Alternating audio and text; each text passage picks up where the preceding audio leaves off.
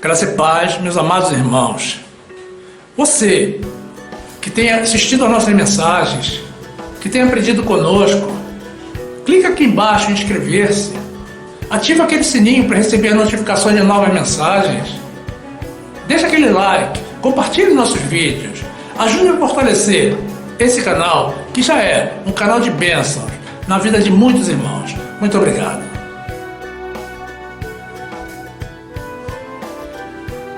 Graça e paz, meus amados irmãos, povo que vive em espírito e venceu a carne. A palavra de Deus diz assim, no livro de Tiago, capítulo 1, versículo 2. Meus irmãos, tende grande gozo quando cairdes em várias tentações, sabendo que a prova da vossa fé opera a paciência. Tenha, porém, a paciência, a sua obra perfeita, para que sejais perfeitos e completos, sem faltar em coisa alguma. E se algum de vós tem falta de sabedoria, peça a Deus, que a todos dá liberalmente, e não o lance em rosto, e ser-lhe-á dada. Peça, porém, com fé, em nada duvidando, porque o que duvida é semelhante à onda do mar, que é levada pelo vento e lançada de uma parte para outra. Não pense tal homem que receberá do Senhor alguma coisa. O homem de coração dobre é inconstante em todos os seus caminhos, mas glorie-se o irmão abatido na sua exaltação, e o rico em seu abatimento, porque ele passará como a flor da erva. Porque sai o sol com ardor, e a erva seca, e a sua flor cai, e a formosa aparência do seu aspecto perece. Assim se murchará também o rico em seus caminhos. Bem-aventurado o homem que suporta a tentação, porque quando for provado, receberá a coroa da vida, a qual o Senhor tem prometido aos que o amam. Ninguém sendo tentado, diga, de Deus sou tentado, porque Deus não pode ser tentado pelo mal e a ninguém tenta. Mas cada um é tentado quando atraído e engodado pela sua própria concupiscência. Depois, havendo a concupiscência concebido, dá à luz o pecado. E o pecado, sendo consumado, gera a morte. Não erreis, meus amados irmãos. Louvado e exaltado seja o nosso Senhor. Meus amados irmãos, que essa palavra te traga forças para resistir às tentações, no nome de Jesus.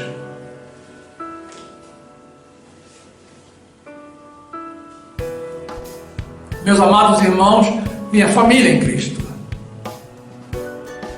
O trecho que acabamos de ler corresponde a uma carta ou epístola enviada por Tiago às 12 tribos de Israel, no momento em que o povo andava disperso e provavelmente sucumbindo às tentações a que estavam submetidos. E então, conduzido pelo Senhor, lhe aprouve ministrar ensinamento acerca de como as pessoas deveriam proceder em situações como essa. Tiago inicia falando ao povo de Israel que se alegre quando cair em alguma tentação, porque certamente essa pessoa estaria sendo provada na sua fé, e para que cada um peça ao Senhor a sabedoria necessária para se desvencilhar das armadilhas do pecado, a que constantemente todos, inclusive nós, estamos submetidos.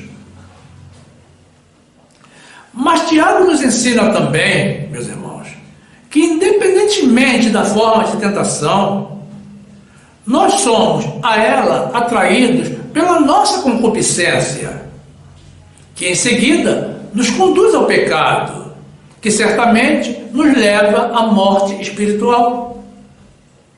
Concupiscência, meus irmãos, significa cobiça, ou o amor às coisas da carne, aos bens materiais, aos prazeres sexuais, ou a ganância por dinheiro ou poder. Então fica claro, meus irmãos, que quando vem a tentação, nós cedemos e caímos no laço porque não conseguimos resistir e nos manter firme na nossa posição por causa dos valores carnais que possuímos. Então, uma pessoa que vive ainda na carne, certamente será presa fácil para as armadilhas, enquanto que aquele que vive em espírito, renegando as concupiscências da carne, com certeza conseguirá resistir. Em suma, meus irmãos, as tentações surgem, mas nós não conseguimos resistir a elas por causa da nossa carne. Dessa forma, meus amados irmãos, cada um de nós consegue identificar facilmente em que âmbito se encontra, se no carnal ou no espiritual. Porque uma pessoa que sucumbe facilmente às tentações ainda não é um ser espiritual e precisa ser transformado pela mão do Senhor. Como nos ensina o apóstolo Paulo em sua carta aos Romanos. Uma pessoa que vive ainda pela lei de Moisés está vivendo pela carne e, portanto, está sendo dominada pelo pecado. Mas quem vive pela graça de Jesus, vive em espírito, vive pela fé e não pode cair nas armadilhas do pecado. Livro de Romanos, carta do apóstolo Paulo aos Romanos, capítulo 6, versículo 8, diz assim a palavra do Senhor. Ora, se já morremos com Cristo, queremos que também com Ele viveremos, sabendo que, tendo sido Cristo ressuscitado dentre os mortos, já não morre. A morte não mais tem domínio sobre ele. Pois quanto a ter morrido, de uma vez morreu para o pecado, mas quanto a viver, vive para Deus. Assim também vós considerai-vos como mortos para o pecado, mas vivos para Deus, em Cristo Jesus nosso Senhor. Não reine, portanto, o pecado em vosso corpo mortal, para lhe obedecerdes em suas concupiscências. Nem tampouco apresenteis os vossos membros ao pecado por instrumento de iniquidade, mas apresentai-vos a Deus, como vivos dentre os mortos, e os vossos membros a Deus como instrumentos de justiça. Porque o pecado não terá domínio sobre vós, pois não estáis debaixo da lei, mas debaixo da graça. Glórias a Deus. Meus irmãos, é muito comum as pessoas atribuírem a responsabilidade e culpa do pecado ao inimigo das nossas almas.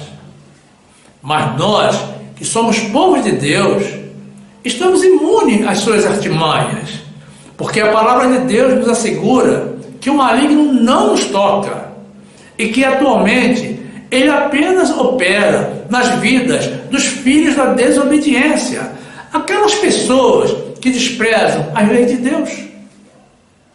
Mas, no entanto, todos nós, tanto os fiéis ao Senhor como os infiéis, temos todos um inimigo em comum, que é a nossa carne. Muitas vezes, mesmo sem sermos tentados pelo inimigo, os desejos da nossa carne, como vimos no trecho inicial, a nossa concupiscência é que nos conduz para as armadilhas do pecado. Primeira carta do apóstolo João, capítulo 5, versículo 18, diz assim a palavra de Deus. Sabemos que todo aquele que é nascido de Deus não peca, mas o que de Deus é gerado conserva-se a si mesmo e o maligno não lhe toca. Sabemos que somos de Deus e que todo mundo está no maligno. Depois, livro de Efésios, capítulo 2, versículo 1. E vos vivificou, estando vós mortos em ofensas e pecados, em que noutro tempo andastes, segundo o curso deste mundo, segundo o príncipe das potestades do ar, do espírito que agora opera nos filhos da desobediência, entre os quais todos nós também antes andávamos nos desejos da nossa carne, fazendo a vontade da carne e dos pensamentos, e éramos, por natureza, filhos da ira, como os outros também. Mas Deus, que é riquíssimo em misericórdia, pelo seu muito amor com que nos amou, estando nós ainda mortos em nossas ofensas, nos vivificou juntamente com Cristo, pela graça sois salvos, e nos ressuscitou juntamente com Ele, e nos fez assentar nos lugares celestiais em Cristo Jesus. Louvado seja o Senhor. Meus irmãos, a carne não se converte, e enquanto ainda estivermos revestidos de carne, estaremos sujeitos às tentações. A verdadeira conversão ocorre no âmbito espiritual e é feita ao Jesus ressuscitado e glorificado. Dessa forma, entendemos que um homem convertido, uma pessoa convertida, são pessoas espirituais. Estão na carne, mas não vivem na carne.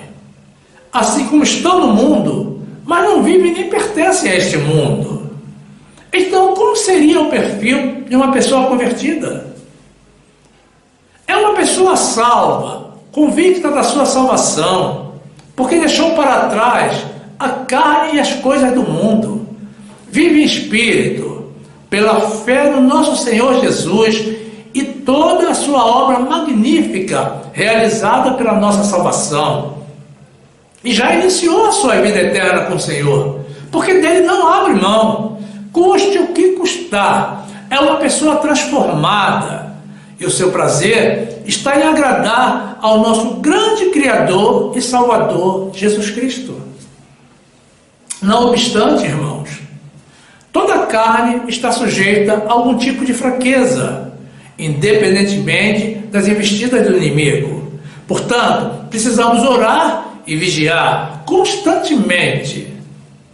O maligno é um derrotado, como nos ensina a Bíblia. Ele foi inimigo no passado, até a grande vitória de Jesus sobre todas as hostes do mal. O nosso inimigo atual, meus irmãos, é a nossa carne, que não se converte e milita todo o tempo contra o Espírito, nos preparando armadilhas. Não vamos tratar aqui das grandes armadilhas do pecado, porque todos já as conhecem, mas vamos dedicar este espaço, meus irmãos, para falar das pequenas, as sutis, que nos levam, sem mesmo percebermos, algumas vezes com apenas uma palavra, a nos afastar do nosso grande e verdadeiro Deus. Se você não está disposto, meu irmão, a se sujeitar a qualquer tipo de armadilha e sucumbir a alguma tentação do pecado, preste atenção nos detalhes que iremos apresentar a partir de agora, todos fundamentados na palavra de Deus. Livro de Apocalipse, capítulo 20, versículo 1, diz assim a palavra do Senhor: E vi descer do céu um anjo que tinha a chave do abismo e uma grande cadeia na sua mão. Ele prendeu o dragão, a antiga serpente, que é o diabo e Satanás, e amarrou-o por 1000 anos, e lançou-o no abismo, e ali o encerrou, e pôs selo sobre ele, para que não mais engane as nações, até que os 1000 anos se acabem. E depois importa que seja solto por um pouco de tempo. Meu amado irmão, quando você se assusta ou se surpreende, tanto positiva quanto negativamente, qual a expressão de interjeição que você usa? O que é que sai da tua boca? O mundo grita: Nossa Senhora, Virgem Maria, Vixe, Fátima, Aparecida, meu padrinho Cisso, ou então alguma palavra de baixo calão. E você? Saiba, meu amado irmão, minha amada irmã, que chamar a Maria de Nossa Senhora é uma afronta ao nosso Deus, porque somente Ele é Senhor, e não há outro e nem outra. Maria foi uma serva muito fiel exemplar em sua fidelidade e receberá grande galardão na vida eterna. Mas nunca foi deusa nem senhora. Disso você já sabe. Mas, se ainda assim você usa essas expressões que apresentamos, típicas do paganismo, mesmo sem o saber, você está em pecado, negando a Deus, ao nosso Senhor e seguindo ao mundo, e você já caiu em uma armadilha do pecado. E a Bíblia nos ensina que a boca fala do que o coração está cheio. Portanto, quem está cheio do Espírito Santo de Deus, em qualquer situação que se apresente, só pode pronunciar um nome: Jesus. Livro de Isaías, capítulo 45, versículo 5, diz assim a palavra de Deus: Eu sou o Senhor e não há outro. Fora de mim não há Deus. Eu te cingirei, ainda que tu não me conheças, para que se saiba, desde o nascente do sol e desde o poente, que fora de mim não há outro. Eu sou o Senhor e não há outro. Eu formo a luz e crio as trevas, e faço a paz e crio o mal. Eu, o Senhor, faço todas estas coisas. Depois, em Deuteronômio 33, 26, diz assim: Não há outro, ó Jesurum, semelhante a Deus, que cavalga sobre os céus para a tua ajuda, e com a sua majestade sobre as mais altas nuvens. O Deus eterno é a tua habitação, e por baixo estão os braços eternos, e ele lançará o inimigo de diante de ti e dirá: destrói-o. Depois, Isaías 45, 21. Anunciai e chegai-vos, e tomai conselho, todos juntos. Quem fez ouvir isto desde a antiguidade? Quem desde então o anunciou? Porventura não sou eu o Senhor? Pois não há outro Deus senão eu. Deus justo e salvador não há além de mim. Olhai para mim e sereis salvos, vós, todos os termos da terra, porque eu sou Deus e não há outro. Depois, em Lucas 6, 45, o homem bom, do bom tesouro do seu coração, tira o bem, e o homem mau, do mau tesouro do seu coração, tira o mal, porque da abundância do seu coração fala a boca. Observe, meus irmãos, que Deus diz por repetidas vezes: eu sou o Senhor. Ele não diz que é um dos senhores, ou que Maria é senhora e o Papa outro senhor. Ele reafirma: eu sou o Senhor e não há outro. Portanto, temos que ter muito respeito a Maria, pela sua fé e fidelidade no cumprimento da missão que recebeu do Senhor. Mas se ela não é deusa, nem senhora, a expressão Nossa Senhora tem que ser banida das nossas bocas, deletada das nossas mentes, para a honra e glória do nosso Senhor e Salvador Jesus Cristo. Vigiemos, irmãos. Invocar qualquer dos nomes de Maria ou de algum falso Deus significa negar a Jesus, o nome que está sobre todo nome, o nosso verdadeiro Senhor. Precisamos, irmãos, compreender que em verdade não basta ser Deus, tem que ser Jesus. Deus é uma palavra muito genérica e existem culturas pagãs com centenas e até milhares de deuses. Mas, como Deus verdadeiro diz que não há outro, que fora dele não há Deus, fica evidente que todos os outros são falsos deuses. Em outras palavras, o nosso Deus é único e exige exclusividade, porque não há nada, nem ninguém comparável a Ele. Então, ter mais de um Deus consiste, na verdade, em não ter nenhum.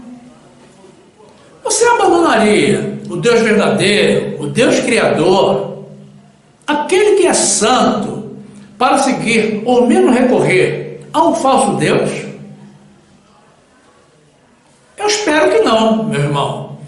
Mas a tua carne, certamente que sim. Livro de Filipenses, capítulo 2, versículo 5.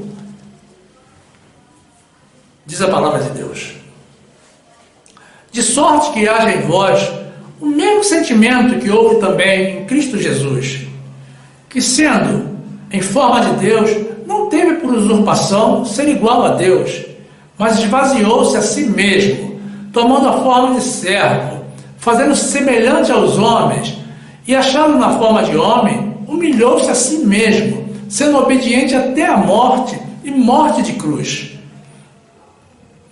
Por isso, também Deus o exaltou soberanamente, e lhe deu um nome que é sobre todo nome, para que ao nome de Jesus se dobre todo o joelho dos que estão nos céus, e na terra, e debaixo da terra, e toda a língua confesse que Jesus Cristo é o Senhor, para a glória de Deus Pai.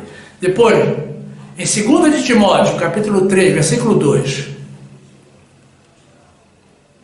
Porque haverá homens amantes de si mesmos, avarentos, presunçosos, soberbos, blasfemos, desobedientes a pais e mães, ingratos, profanos, sem afeto natural, irreconciliáveis, caluniadores, incontinentes, cruéis, sem amor para com os bons, traidores, obstinados, orgulhosos, mais amigos dos deleites do que amigos de Deus.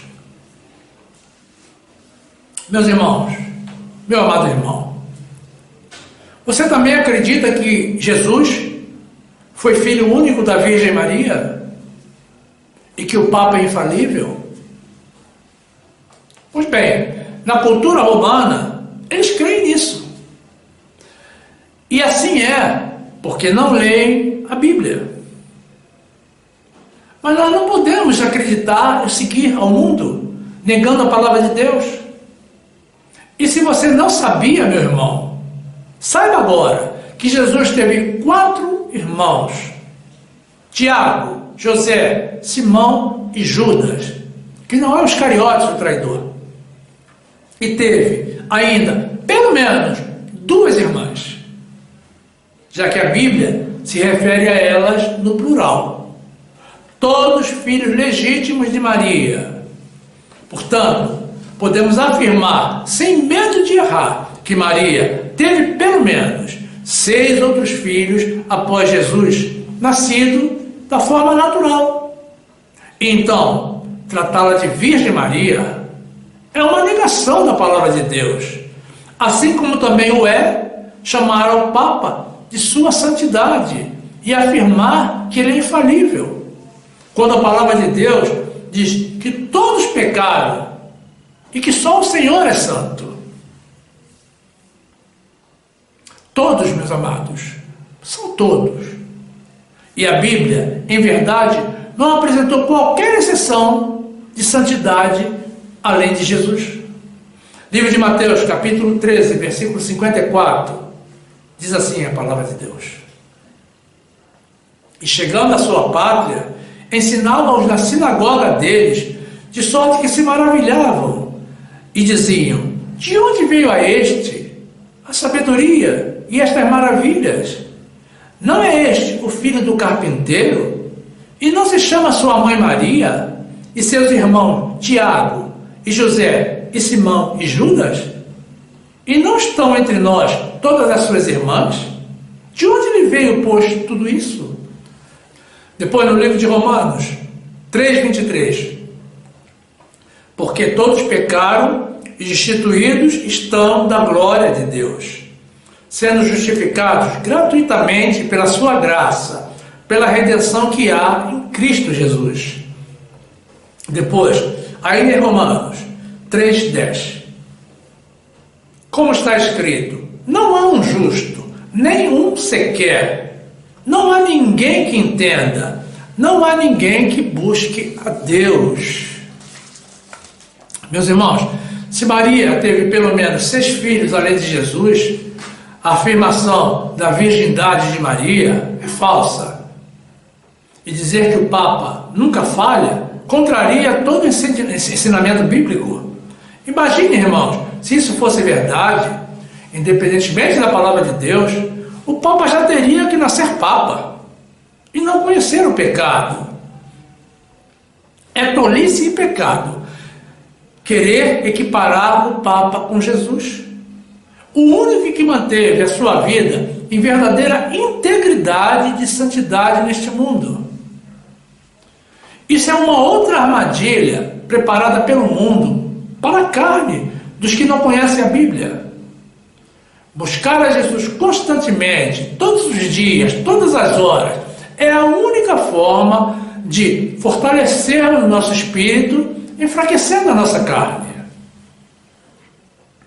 Talvez você goste de assistir novelas, e a priori isso não é pecado, muito embora a grande maioria delas não contribua em absolutamente nada para o seu crescimento espiritual ou intelectual.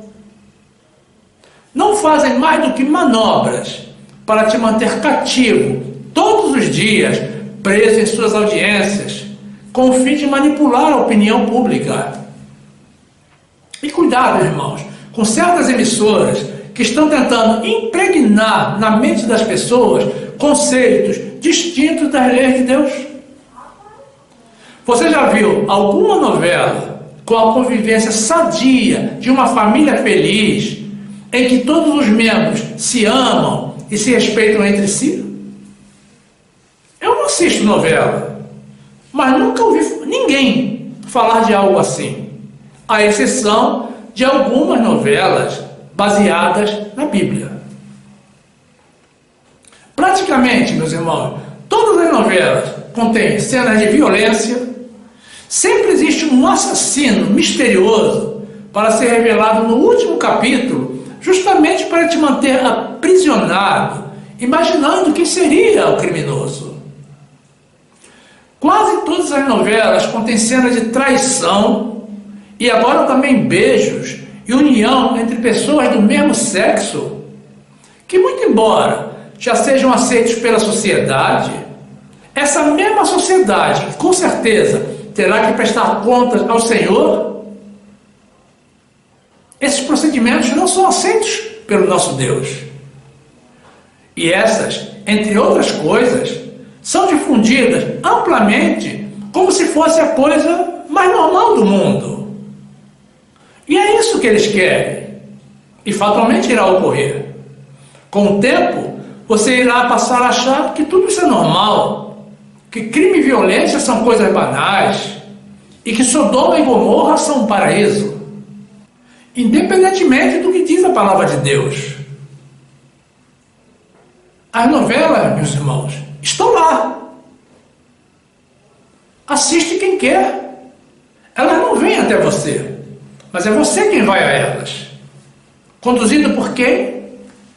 Pela sua própria concupiscência, pelo teu amor às coisas do mundo, porque é a tua carne quem te leva para esse caminho. Aprendamos, meus irmãos, com o profeta Jeremias, a manter as nossas mentes fixas apenas naquilo que nos dá esperança. Livro de Lamentações, capítulo 3, versículo 21, diz assim a palavra de Deus: disto me recordarei na minha mente, por isso esperarei.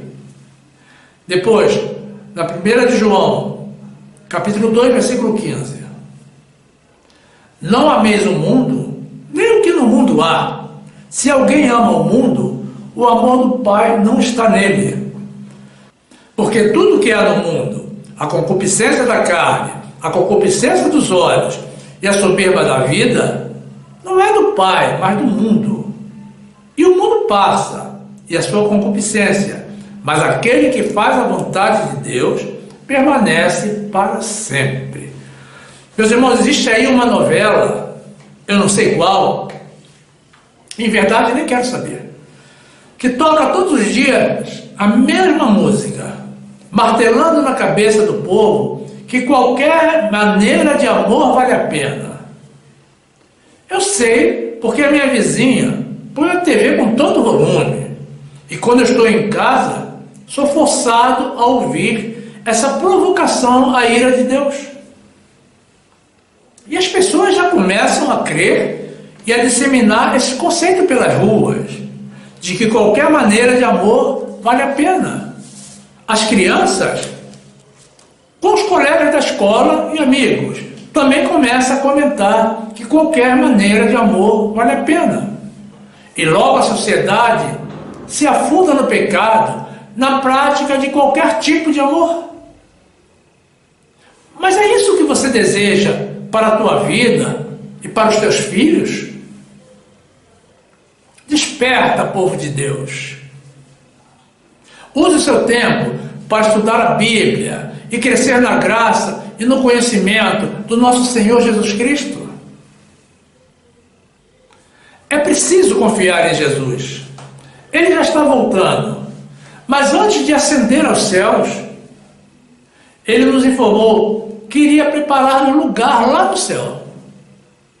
Não é possível que ele chegue agora para nos buscar e encontre ovelhas do seu aprisco andando justamente na contramão da lei de Deus, trocando a sua salvação eterna por um falso prazer momentâneo, como Esaú trocou a sua primogenitura por um prato de lentilha. Livro de João, capítulo 13, versículo 1, diz assim a palavra de Deus: não se turbe o vosso coração, crede em Deus, crede também em mim. Na casa de meu pai há muitas moradas. Se não fosse assim, eu vos teria dito: vou preparar-vos lugar.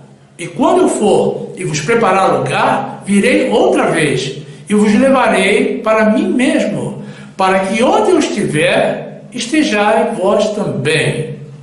Depois, Gênesis 25, 29. E Jacó cozera um guisado, e veio Esaú do campo, estava ele cansado. E disse Esaú a Jacó: deixa-me, peço-te, comer desse guisado vermelho, porque estou cansado. Por isso se chamou Edom. Então disse Jacó: vende-me hoje a tua primogenitura. E disse Esaú: eis que estou a ponto de morrer, para que me servirá a primogenitura? Então disse Jacó: jura-me hoje. E jurou-lhe, e vendeu a sua primogenitura a Jacó. E Jacó deu pão a Esaú e o guisado de lentilhas, e ele comeu e bebeu, e levantou-se e saiu. Assim desprezou Esaú a sua primogenitura. Meus irmãos, o nosso Deus é 100% confiável. Ele não mente, ele não falha. Ele sim, nunca falha. Quem não crê no nosso Deus já demonstra que não vive pela fé. E quem não vive pela fé não está no caminho da salvação. O Senhor já nos deu prova suficiente do seu poder, do seu amor, da sua graça e da sua fidelidade, as suas promessas e os seus princípios. Deus não é homem para que minta, e quando promete, ele sempre é fiel para cumprir. Livro de Números, capítulo 23, versículo 19, a palavra do Senhor diz: Deus não é homem para que minta, nem filho do homem para que se arrependa. Porventura diria ele e não o faria? Ou falaria e não o confirmaria? Depois, Josué 21, 44. E o Senhor lhes deu repouso de todos os lados, conforme a tudo quanto jurara a seus pais, e nenhum de todos os seus inimigos pôde resisti-los. Todos os seus inimigos o Senhor entregou-lhes nas mãos. Palavra alguma falhou de todas as boas coisas que o Senhor falou à casa de Israel. Tudo se cumpriu. Glórias a Deus. Meus irmãos, o nosso Senhor requer que confiemos nele, como uma criança confia no Pai, que nos lancemos integralmente nas suas mãos e dependamos única e exclusivamente dele. E nada adianta crer em Jesus e em outros santos, porque quem crê no nosso Senhor já tem tudo, não precisa de mais nada. E o simples ato de crer em outro santo, ou outro Deus, ou outro Senhor, já demonstra que em Jesus é que não crê. E está vivendo no pecado, profanando a santidade do Senhor e preso em mais uma armadilha da carne. Então, meu amado irmão, você crê ou não crê em Jesus? Não me responda, não diga nada, porque nesse caso não importam tanto as palavras quanto as ações. Afinal, você vai continuar a ser comandado pela tua carne, pelo pecado, pelo inimigo? Ou será que você vai tomar agora uma decisão sábia de voltar a tua face unicamente para o nosso Senhor Jesus e obedecê-lo totalmente? Quem foi que te criou? Jesus ou esses deuses? Ou santos ou demônios? É o teu Criador que você tem que manter fidelidade. Ser criado pelo Deus verdadeiro e servir a um falso Deus é traição. E nesse caso, você se constitui traidor de Deus. E um traidor, meu irmão, não pode ser amigo, nem filho dele, e nem salvo. Pense bem, meu amado irmão, minha amada irmã, e conclua que a nossa fidelidade a Ele precisa ser mantida. Algumas vezes pode parecer difícil, mas não é. Tampouco impossível se você crer. E com toda certeza, meu irmão, vale muito a pena. É a nossa única forma de salvação, viver pela fé em Jesus, na graça do nosso amado, santo e bom Deus. Então, meu amado irmão, fique na graça e na paz do nosso Senhor e Salvador Jesus Cristo. Honras e glórias sejam dadas ao nosso Deus. Amém.